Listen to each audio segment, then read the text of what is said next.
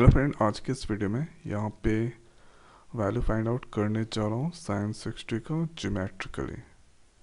तो सबसे पहले यहाँ पे एक इक्विलैटरल ट्रायंगल बना लेते हैं। इक्विलैटरल ट्रायंगल में होता क्या है कि ऑल साइड सभी साइड बराबर होता है।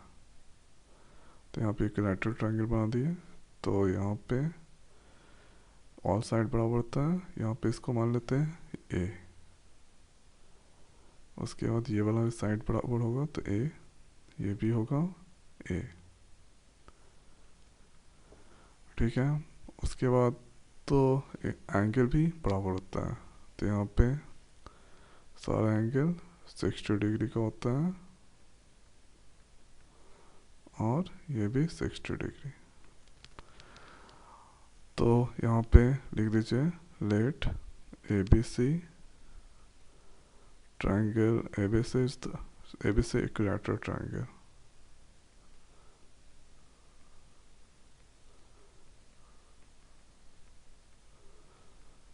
ठीक है, ये आपको लिखना है। और यहाँ पे होता है A B equal to B C equal to A B B C C है इक्वल टू ए। ठीक है, तो यहाँ पे एक परपेंडिकुलर 90 डिग्री का स्ट्रेट लाइन गिराते हैं और ये जाहिर सी बात है 90 डिग्री होगा। और ये वाला जो पार्ट है इसको हम डी मान लेते हैं। तो यहाँ पे बी सी इक्वल टू, यहाँ पे हम लिख सकते हैं बी टी बाई 2। तो ये आधा होगा, ये पूरा बी सी है, तो इसका बी सी का वैल्यू हो जाएगा ए बाई 2। अगर ये पूरा ए है तो इसका वैल्यू हो जाएगा ए बाई 2। अब यहाँ पे इसका वैल्यू पता है, इसका वैल्यू पता है। और साइन अगर हम ये 60 डिग्री ये वाला लेंगे तो perpendicular by hypotenuse, perpendicular by hypotenuse. तो ये वाला पार्ट हम लिखते हैं यहाँ पे सेपरेटली।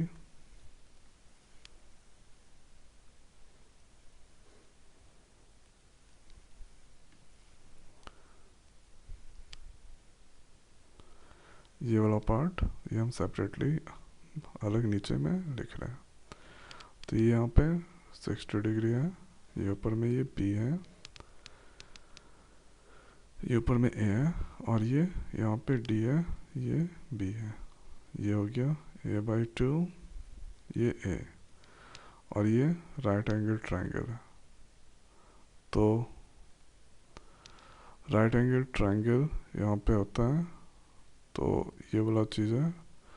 तो यहाँ पे हमको क्या करना है कि ये वाला पार्ट तो मिल गया, ये वाला पार्ट मिल गया, ये वाला पार्ट मिल गया, नहीं निकालना है। तो यहाँ पे ये हो जाएगा पाइथागोरस थ्योरम के according.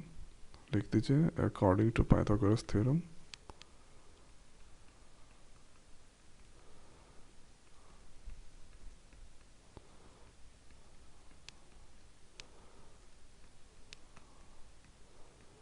According to Pythagoras law यहाँ पे होता है A B square equal to होता है B D square plus A D square.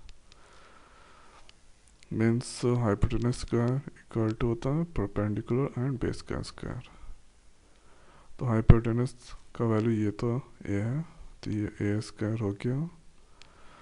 B D का वैल्यू निकला है ए बाई 2 का whole square plus A D square. तो ये ए स्क्वायर, इसको हम लिख सकते हैं A square by 4 plus A D square.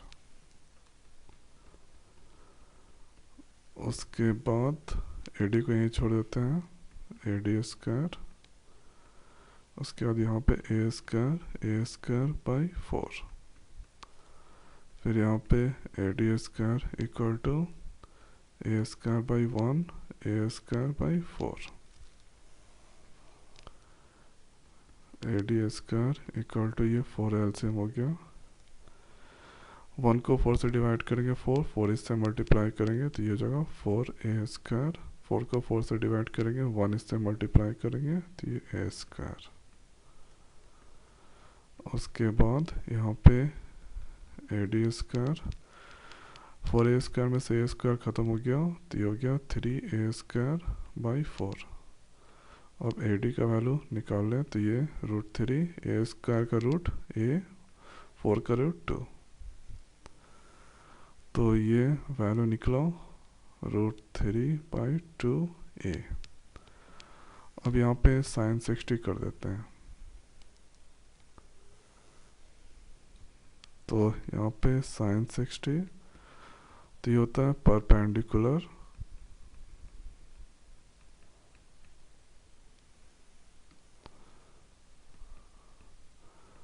By hypotenuse. हो सके स्पेलिंग मिस्टेक हो, तो परपेंडिकुलर हुआ √3/2a, हाइपोटेनस यहाँ पे a,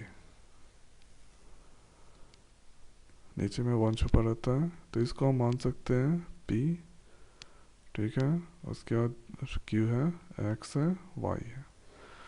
तो इस तरह का अगर रहे तो ये y सबसे ऊपर मल्टीप्लाई होता है, तो p into Y, q into X, तो इसको हम लिख सकते हैं √3/2a 1/a, a कैंसिल, यहाँ पे √3/2 ये निकला, तो यहाँ पे साइन 60 इक्वल टू √3/2, ये आंसर।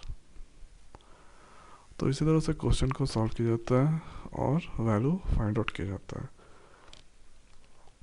तो यहाँ पे साइन 60 है तो ये वाला पार्ट परपेंडिकुलर का वैल्यू निकालना है, पाइथागोरस थ्योरम्स के अकॉर्डिंग आराम से निकाल सकते हैं। और इक्विलैटरल ट्रायंगल लेते हैं क्योंकि इसमें सारा एंगल इक्वल होता है, साइड इक्वल होता है, और ये अगर पूरा ए है तो ये a/2 हो जाएगा। उसके बाद साइन 60 इसका वैल्यू निकाल रहे हैं तो ये perpendicular by base, perpendicular by hypotenuse, ठीक है। तो परपेंडिकुलर का इसका निकालना, उसके बाद वैल्यू आराम से निकल जाएगा। तो इसी तरह से क्वेश्चन को वैल्यू फाइंड आउट किया जाता है। तो मैं आशा करता हूँ कि वीडियो आपको समझ में आ गया होगा। तो आज की वीडियो में इतना ही, मिलते हैं नई वीडियो में नए टॉपिक के साथ। Thank you.